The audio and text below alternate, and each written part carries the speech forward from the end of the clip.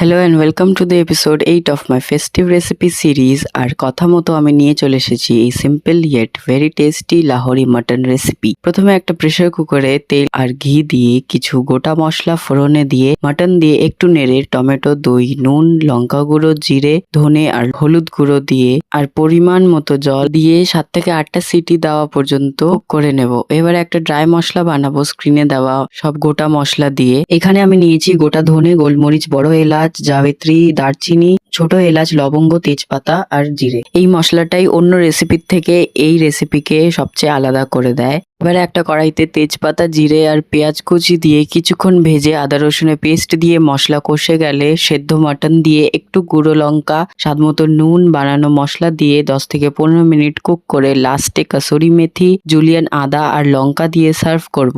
এটা আমি পেয়ার করেছি অথেন্টিক বেঙ্গলি পোলাওয়ের সাথে। এটা শুধু খাবার না, এটা একটা মুড, একটা সেলিব্রেশন। আর আমি চাইছি তুমিও এই মাটনটা ট্রাই করে নিজের ফেস্টিভ টেবিলকে রয়্যাল ফিল দাও। দেখা হচ্ছে নেক্সট এপিসোডে।